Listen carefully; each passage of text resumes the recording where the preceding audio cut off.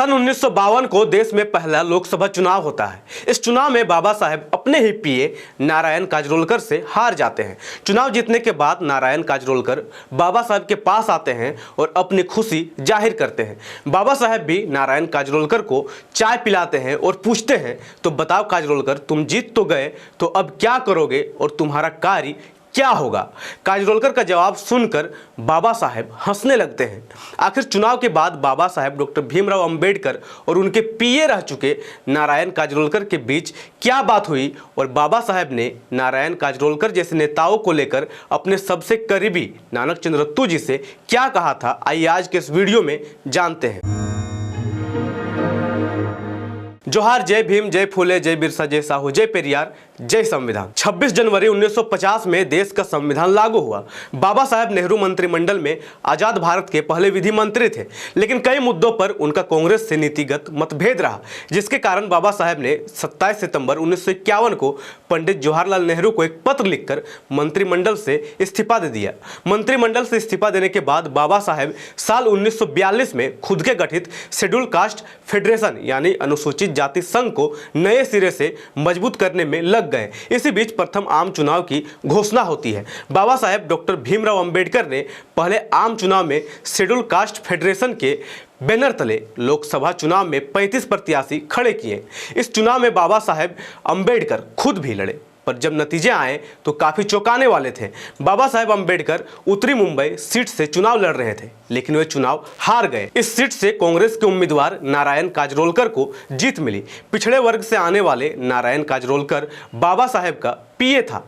नारायण काजरोलकर दूध का कारोबार करता था और राजनीति में वह नौसिखिए नेता थे। कांग्रेस ने षड्यंत्र करके बाबा साहेब के सामने उनके पीए को चुनावी मैदान में उतारा और सिर्फ चुनाव में उतारा ही नहीं, बल्कि नेहरू ने अपनी लहर का भरपूर फायदा भी उठाया। नेहरू ने कांग्रेस उम्मीदवार काजरोलकर के लिए चुनावी सभाएं आयोजित करवाई थी। वह 2 बार इस लोकसभा क्षेत्र में कांग्रेस प्रत्याशी के प्रचार के लिए पहुंचे थे।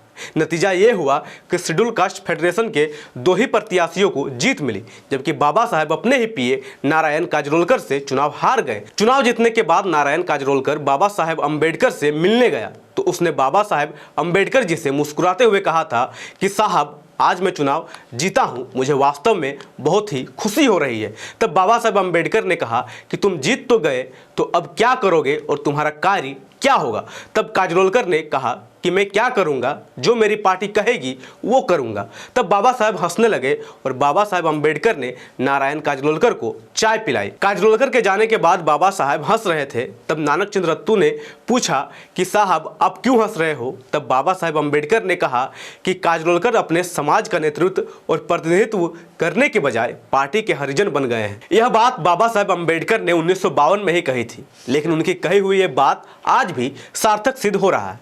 आजकल मूल निवासी बहुजन समाज के सांसद और विधायक अपने समाज का प्रतिनिधित्व करने के बजाय पार्टियों के हरिजन नेता बनकर ही रह गए हैं। संसद में अनुसूचित जाति यानी एससी के लिए 84 सीटें और अनुसूचित जनजाति यानी एसटी के लिए 47 सीटें आरक्षित है, यानी कुल मिलाकर 131 सीटें आरक्षित है। जबकि 2024 के चुनावों के बाद ओबीसी सांसदों की संख्या बढ़कर लगभग 31% हो गई है। इसके बावजूद इन समुदायों का बेड़ा गर्क है। कहीं कथा करने पर ओबीसी को पंडिताइन के यूरिन से शुद्ध किया जाता है, तो कहीं अनुसूचित जनजाति के युवक के ऊपर पेशाब किया जाता है।